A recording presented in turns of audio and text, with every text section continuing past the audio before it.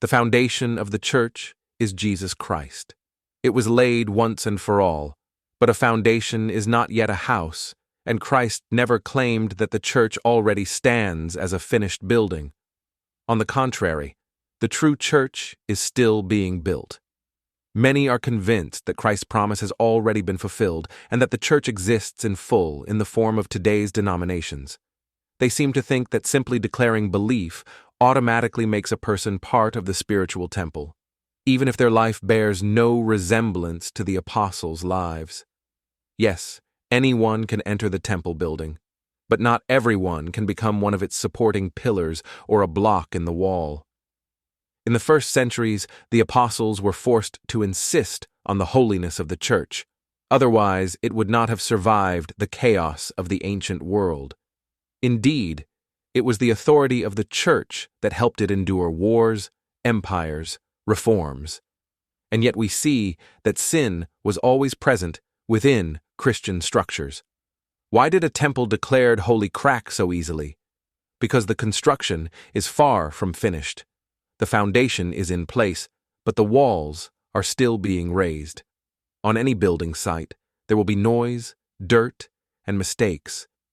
Perhaps the lower floor has been built and temporary scaffolding erected, but the overall shape of the future temple remains hidden. This is not a failure of Christ's plan. It is part of the process. God builds slowly because he builds not from bricks, but from human hearts. Only those believers who truly resemble Peter, not in perfection but in devotion, will be able to complete the final structure.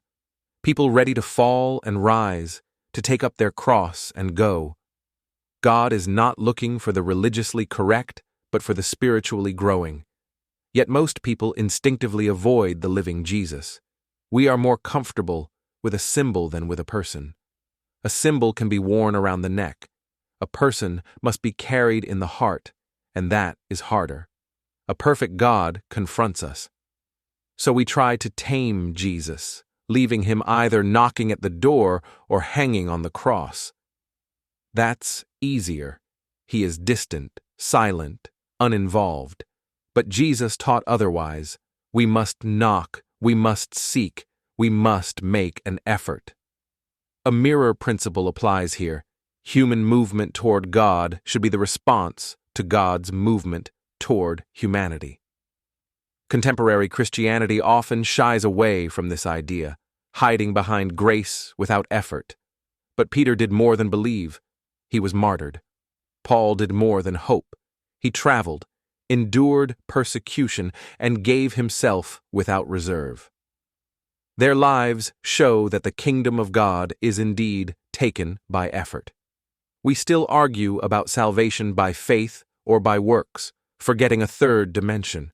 Salvation through spiritual growth. Faith can be merely intellectual, deeds can be merely ritual. Growth is continuous movement in which faith and works operate together like two wings in flight. No growth, no life, no share in the church to come. And it is out of such living, growing people that Christ forms his church. Not out of those who have learned to use religion as a profitable service to the public or as a tool of influence. Not out of those who expect salvation as an automatic right. The true stones will be those who are transformed day by day, who speak small words of truth, take small steps of love, win small victories over themselves. For 2,000 years, Christians have expected a sudden end of the world. But Christ said, the kingdom of God will not come in a way that can be observed. It comes quietly, like the growth of a tree, not by days or years, but by generations. Perhaps the building of the church will take thousands or tens of thousands of years. God is not in a hurry because his goal is not an event, but a humanity capable of bearing his glory. And when the last stone is laid, when the church becomes not an institution, but a living organism, when spiritual growth is the norm rather than the exception, then the world will see not merely a religion, but the radiance of God. On a small planet, amid the infinite cosmos, a true temple of Christ will rise. For now, It is unfinished, but construction does not stop for a second and moves inexorably toward its completion in the future.